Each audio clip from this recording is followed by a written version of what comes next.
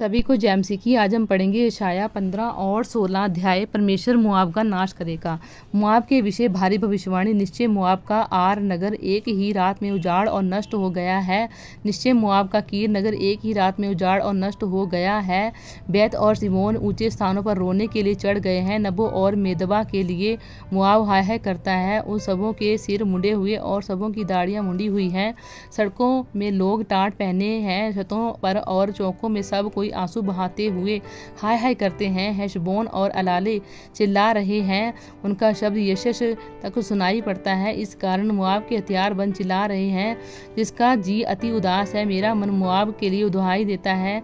उसके rice Zoar और एगलत सलीसिया तक भागे जाते हैं। देखो, लुहीत की चढ़ाई पर वे रोते हुए चढ़ रहे हैं। सुनो, हेरोनेम के मार्ग में विनाश होने की चिल्लाहट मचा रहे हैं। निर्मीम का जल सूख गया, घास कुम्हला गई और हरियाली मुरझा गई और नमी कुछ भी नहीं रही। इसीलिए जो धन उन्होंने बचा रखा और जो कुछ उन्होंने इकट्ठा किया, उस सब को वे उस घाटी के पार लिए जा रहे हैं जिसमें मजनू वृक्ष है। इस कारण मोआब के चारों ओर की सीमाओं में चिल्लाहट हो रही है।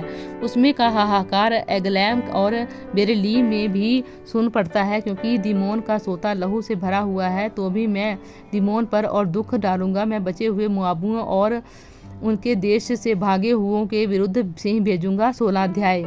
मोआब की निराशाजनक स्थिति। जंगल की ओर से के सीला नगर में सिय्योन की बेटी के पर्वत पर देश के हाकिम के लिए भेड़ों के बच्चों को भेजो। मोआब की बेटियां अर्नोन के घाट पर उजाड़े हुए घोंसले के पक्षी और उनके भटके हुए बच्चों के समान है।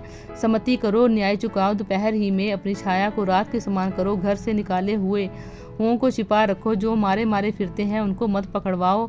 मेरे लोगों को जो निकाले हुए हैं वे तेरे बीच में रहे। नाश करने वाले से मोआब को बचाओ। पीसने वाला नहीं रहा। लूट पाट फिर न होगी, क्योंकि देश में से अंधेर करने वाले नष्ट हो गए हैं। तब दया के साथ एक सिंहासन स्थिर किया जाएगा और उस पर दाऊद के तंबू में सच्चाई के साथ एक विराजमान होगा, जो सोच विचार कर सच्चा न्याय करेगा और धर्म के काम पर तत्पर रहेगा।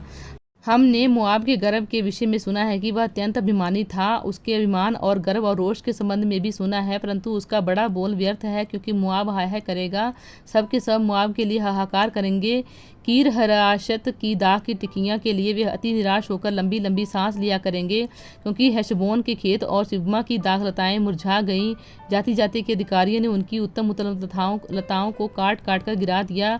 वे अजेर तक पहुंची और जंगल में भी फैलती गई और बढ़ते बढ़ते ताल के पार दूर तक बढ़ गई थी। मैं अजेर के साथ सिबमा की दाखलताओं के लिए भी रोऊंगा। हे हेशबोन और एलाले, मैं तुम्हें और अपने आंसुओं से सींचूंगा, क्योंकि तुम्हारे धूपकाल के फलों के लिए अनाज की कटनी के समय की ललकार सुनाई पड़ती है। फलदायी बारियों में से आनंद और मग्नता जाती रही।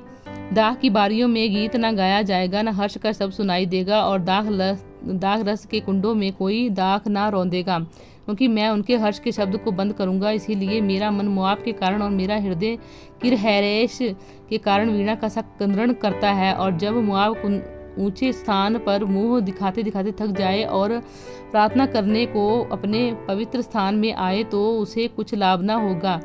यही वह बात है जो यहोवा ने उससे पहले मोआब के विषय में कही थी। परंतु अब मोआब ने यूँ कहा है, मजदूरों के विषय के समान 3 वर्ष के भीतर मोआब का वैभव और उसकी भीड़ भाड़ सब तुच्छ ठहरेगी, और थोड़े जो बचेंगे उनका कोई बल न होगा। प्रभु इन वचनों द्वारा आपको आशीष दे। आमीन।